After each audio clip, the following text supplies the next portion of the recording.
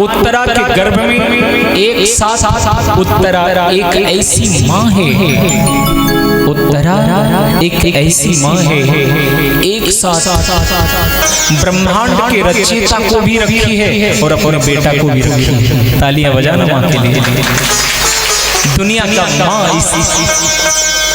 इस माँ के सामने दुनिया की माँ का गौरव बढ़ जाता है। इस माँ के सामने दुनिया के सभी माँ का गौरव बढ़ जाता है। कारण क्योंकि माँ ही तो है जो भगवान को भी अपने गर्भ में रख सकती है। कोई पुरुष ये काम नहीं कर सकता, ये तो माँ ही कर सकती है। इतिहास में ये दूसरा उदाहरण कहीं और नहीं मिलेगा, केवल एक उत्तरा और कहीं नहीं। मेरे भाई बहन, भगवान श्री कृष्ण परीक्षित को आशीर्वाद देकर हस्तिनापुर के राजस्वी यज्ञ संपन्न करके भगवान द्वारका जाने वाले थे। समस्त पांडव, धृतराष्ट्र, गांधारी, कुंती, विदुर जी, धौम्य, समस्त संत खड़े हैं और विदाई की वेला है। भगवान चले जाएंगे। प्यारे भगवान ने कहा उत्तरायण सूर्य होने वाले हैं, चलो मकर पर माघ मकर गत रवि जब होई, तीरथ राज आओ सब कोई। एक महीने का मकर संक्रांति त्रिवेणी के संगम में संतों ने सदैव मनाते आए हैं, ऐसी परंपरा है। बंधुओं, भगवान गोविंद ने कहा मेरे साथ सभी चलें। बोले कहाँ चलना है? बोले हमारी प्रतीक्षा 52 दिनों तक सरसैया पर सोए हुए एक महात्मा कर रहे हैं। कौन? भीष्म पितामह। वाह, परम भागवत भीष्म पितामह हमारी प्रतीक्षा कर रहे हैं। भगवान के साथ साथ सभी लोग आज 5 पांडव, कुंती, द्रौपदी, ऋषि धौम्य, धृतराष्ट्र, गांधारी, विदुर जी, विदुरानी सब जा रहे। प्यारे भीष्म पितामह के पास जैसे ही भगवान गोविंद गए, भीष्म पितामह खिलखिला कर हंसे। ओहो गोविंद, यत्र धर्मसुतो राजा गदा पाणि प्रकोदरः, कृष्णो स्त्रीगाण्डीवं चापम सुब्रत कृष्णस्ततो विपै। आज युधिष्ठिर मेरे प्यारे भीष्म पितामह ने बड़े खिलखिला कर उस वेदना में भी, उतनी तकलीफ में भी भीष्म पितामह ने हंसते हुए गोविंद को प्रणाम किया। और वो भी हाथों से नहीं, आंखों के अश्रु भरे जल से प्रणाम किया। क्योंकि समस्त अंग तो बाणों से विधे हुए, 52 दिनों से सरसैया पर भीष्म पितामह है। 52 दिनों से। हाँ, सोचो प्यारे भीष्म पितामह को एक याद आई बात कि हे गोविंद, जिस दिन मैंने संकल्प लिया था कि कल समस्त पांडवों को मैं समाप्त कर दूंगा, उस दिन की लीला तुम्हारी याद आती है मोहन। अरे गोविंद, तुम वही हो ना? जानते हैं इधर भीष्म पितामह ने प्रतिज्ञा की कि कल मैं 5 पांडवों को समाप्त कर दूंगा, या तो मैं स्वतः समाप्त हो जाऊंगा। अरे भीष्म की प्रतिज्ञा अटल है। भगवान ने सोचा बर्बाद हो गए पांडव, बचाते अब नहीं बचा पाएंगे, अब क्या करूं? द्रौपदी को 12 बजे रात का बहन बोले क्या? बोले जानती हो कल तुम विधवा होने वाली। बोले क्या कहा आपने? तुम्हारे रहते हो भैया? बोले मैं कुछ नहीं कर सकता। बोले क्या आप कुछ नहीं करोगे? बोले मैं कुछ नहीं कर सकता।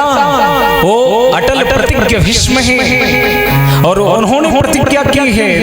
अरे बहन, बोले क्या करूं भैया? पांचों पांडव सोए हैं, अर्धरात्रि हो रही है, शिविर में एक दीपक जल रहा है, बाहर में पहरेदार लगे हुए हैं।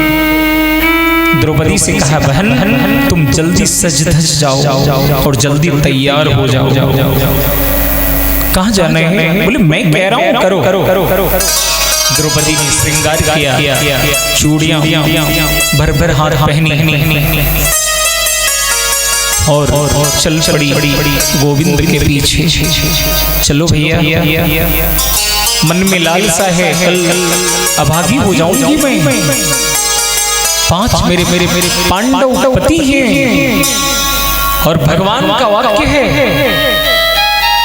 मन में ये डर है, फिर भी श्रृंगार किया भगवान के कहने पर। पीछे पीछे द्रौपदी जा रही है, आगे आगे भगवान गोविंद जा रहे हैं। शिविर आया, शिविर के पहले ही द्रौपदी से कह दिया बहन अपनी जूती उतार दो, क्योंकि तुम्हारी जूती से आवाज आ रही है। शिविर में मुझे कोई पहचान न ले, जान न ले, इसलिए जूती उतार दो बहन। द्रौपदी ने अपनी जूती उतार दी। बोली बहन अब तुम आगे चलो, वो रोशनी दिख रही है ना, वही विष्णु पितामह की शिविर है, वही आप चलो, मैं तुम्हारे पीछे पीछे रहूंगा। बहन कुछ करना नहीं है, तुम विष्णु पितामह को जा प्रणाम करना, चूड़ियां खनका करके, बस और कुछ नहीं बोलना। बस विष्णु पितामह जब तुम्हें आशीर्वाद देकर पूछेंगे और तुम नहीं बोलोगी, तब विष्णु पितामह तुम्हें देखेंगे और जब देखेंगे तो आशीर्वाद तुम्हें मिल जाएगा। बहन जूतियां उतार करके जैसे ही द्रौपदी आगे बढ़ी, भगवान गोविंद ने अपने दुपट्टे में जूती को बांध लिया, जूती को बांध लिया दुपट्टे में और पीछे लटका लिया। और पीछे लटका करके मेरे भाई बहन पीछे लटका करके द्रौपदी को आगे किया। अहो कष्टमहो न्यायं मद्युयं धर्मनंदना,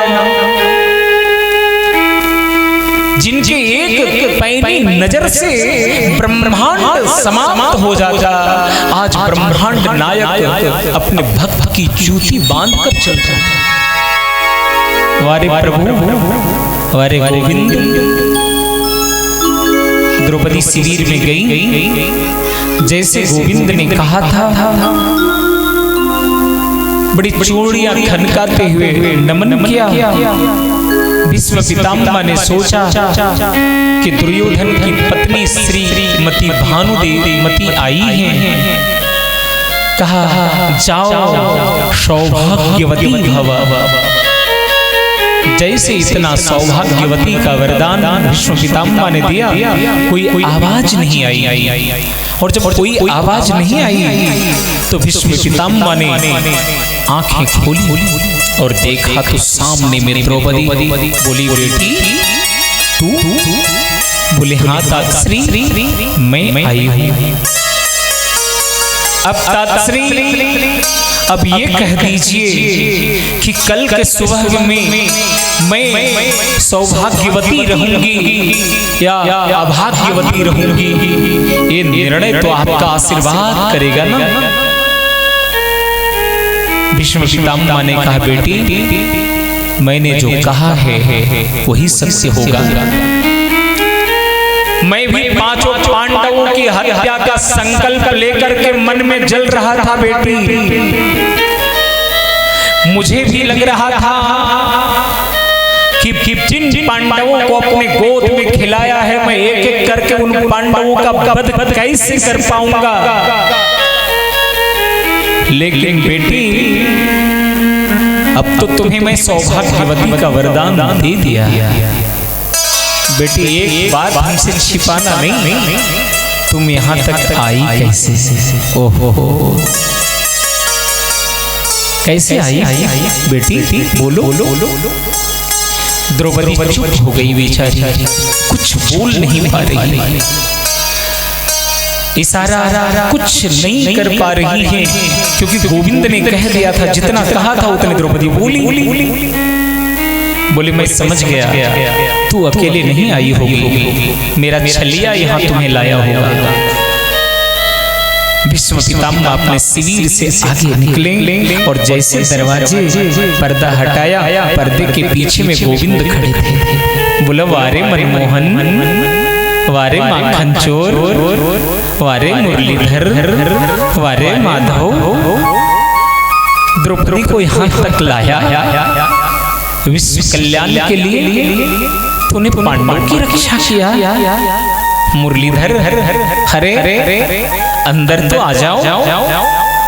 भगवान गोविंद को अंदर ले गए और बोले, लगता है मेरे लिए बहुत आशीर्वाद लाए हो तूने, तुम्हारे अंगोछी में लगता है मरने के पहले मुझे कुछ मिलेगा। दुनिया का सबसे बड़ा भागवत बोल रहा है। भगवान वहां रोए, दुनिया का सबसे बड़ा परम भागवत बोल रहा, मुरलीधर तूने मेरे लिए आज भरपेट आशीर्वाद लाया है। अरे तुम्हारे अंगोछे में जो बंधा है वो तो खाने का वस्तु मुझे दे जो। अरे देते क्यों नहीं, तुम शर्माते क्यों हो? अरे मेरे लिए लाए हो। भीष्म पितामह ने झपट करके ज्यों ही दुपट्टा पकड़ा, बोला मेरा आशीर्वाद मुझे नहीं देना चाहते हो? जैसे दुपट्टा को पकड़ा मेरे भाई बहन, भीष्म पितामह ने जैसे ही दुपट्टा को खोला तो द्रौपदी की जूती निकलती है। भगवान अपने भक्तों की रक्षा के लिए जूतियां उठाते हैं, हमें वैसा बनना पड़ेगा। भगवान अपने भक्तों की रक्षा के लिए नंगे पांव चलते हैं। भगवान अपने भक्तों की रक्षा के लिए अपने पीछे और अपने भक्तों को आगे कर देते हैं, हमें तो ऐसा बनना पड़ेगा। भीष्म पितामह ऐसे परम भागवत में भगवान के अंगों देख करके अश्रुधारा से मानो गंगा प्रवाहित हो गई हो। भगवान के श्री चरणों में रोए और कहा कि बस माधव, ये शरीर मेरा आज तक ही है, कल का युद्ध अंतिम युद्ध होगा और बस तुम्हारा दर्शन मुझे जरूर प्राप्त हो। हे माधव, मेरे पांडव का बाल बांका नहीं होगा, जिस ओर भगवान श्री कृष्ण रहेंगे, यत्र योगेश्वरः कृष्णो यत्र पार्थो धनुर्धरः तत्र श्री विजयो भूतिर्ध्रुवानीतिर्मतिर्मम। जहाँ भगवान योगेश्वर परम कृष्ण रहेंगे और जहाँ गांडीवधारी अर्जुन रहेंगे, वहाँ विजय श्री माला कैसे मुझे दे सकती है? इसलिए हे बेटी द्रौपदी, तुम कितनी सौभाग्यशाली हो जो गोविंद तेरी जूते को अपने दुपट्टे में स्थान दिया है। बोलो गोविंद भगवान की। मेरे भाई बहन, बस गोविंद से कहा, इतना तो करना स्वामी, जब प्राण तन से निकले। भगवान श्री कृष्ण से निवेदन किया विष्णु पितामह ने, प्रभु मेरे प्राण प्रयाण के समय जरूर आना। इतना तो करना स्वामी, जब प्राण तन से निकले गोविंद नाम लेकर, फिर प्राण तन से निकले गोविंद नाम लेकर, गोविंद नाम लेकर, फिर प्राण तन से निकले गोविंद नाम लेकर।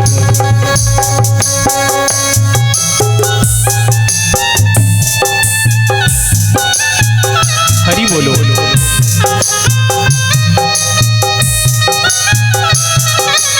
प्यारे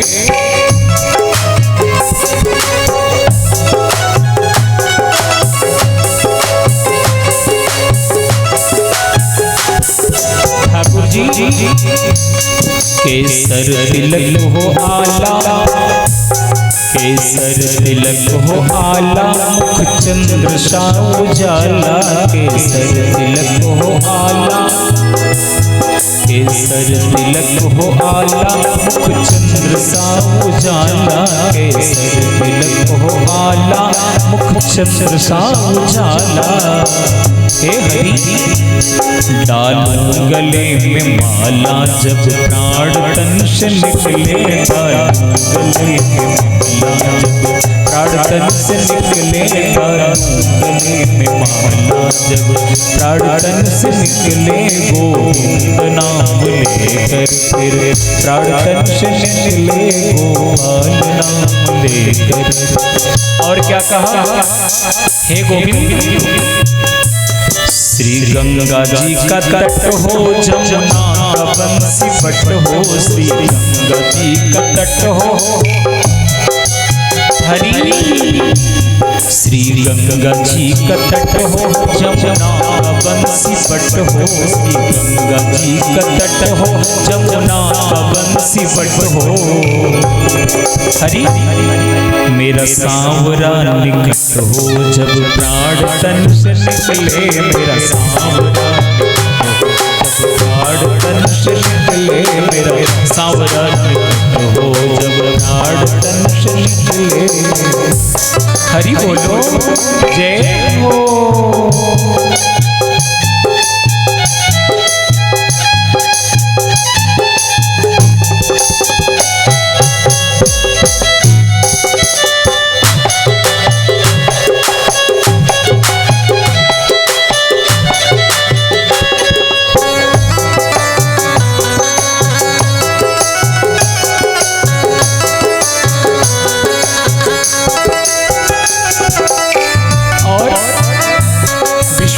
ने क्या कहा? श्री गंगा जी का स्थल हो, श्री गंगा जी का स्थल हो, मेरे मुख में तुलसी दल हो, श्री गंगा जी का स्थल हो, मेरे मुख में तुलसी दल हो। हे प्रभु श्री गंगा जी का स्थल हो, मेरे मुख में तुलसी दल हो। और क्या? मेरे विष्णु चरण का जल हो, जब प्राण तन से निकले, विष्णु चरण का जल हो, जब प्राण तन से निकले, विष्णु चरण का जल हो, विष्णु चरण का जल हो, जब प्राण तन से निकले, विष्णु चरण का जल हो, जब प्राण तन से निकले, जब प्राण तन से निकले, जब प्राण तन से निकले, जब प्राण तन से निकले, जब प्राण तन से निकले, जब प्राण तन से निकले, गोविंद नाम लेकर, गोविंद नाम लेकर, फिर प्राण तन से निकले, गोविंद नाम लेकर।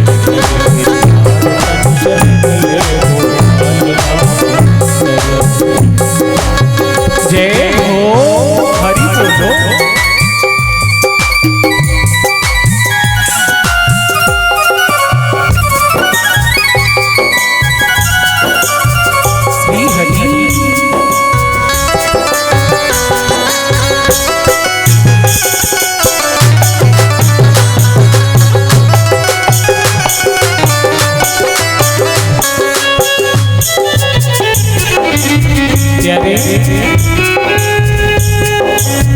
भाई बहन। और क्या कहा विश्वकर्मा ने, हे हरि हे गोविंद, उस वक्त जल्दी आना नहीं श्याम भूल जाना, उस वक्त जल्दी आना। हे ठाकुर जी उस वक्त जल्दी आना नहीं श्याम भूल जाना, उस वक्त जल्दी आना नहीं श्याम भूल जाना। और क्या कहा, राधे को साथ लाना जब प्राण तन से निकले, राधे को साथ लाना जब प्राण तन से निकले, राधे को साथ लाना। हरि बोलो जय हो।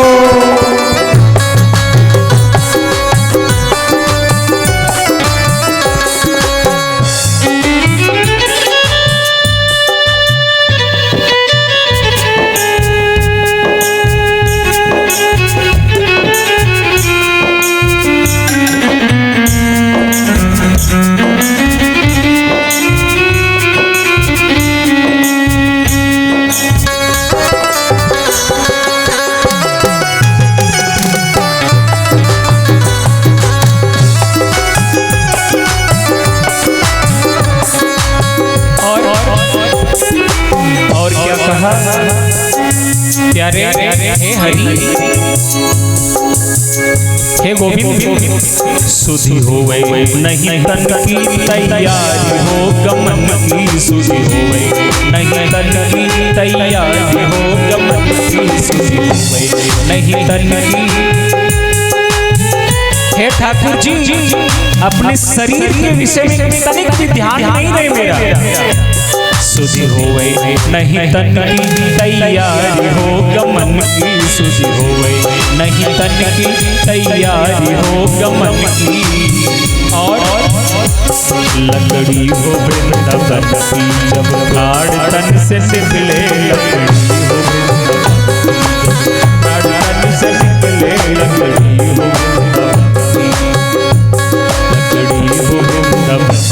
जब प्राण तन से निकले, लकड़ी हो वृंदावन की।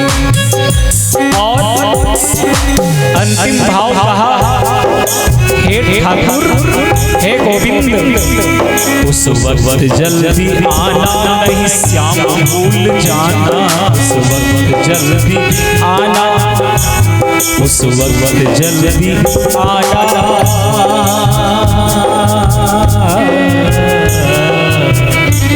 उस वक्त जल्दी आना नहीं श्याम भूल जाना, उस वक्त जल्दी आना नहीं श्याम भूल जाना। और ठाकुर जी मुरली मधुर बजाना जब प्राण तन से निकले,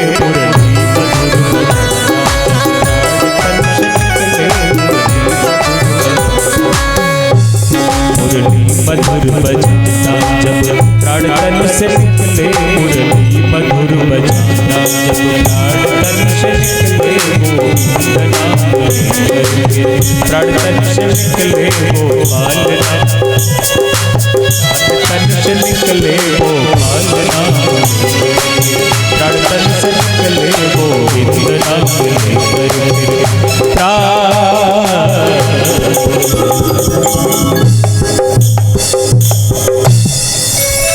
बोलो।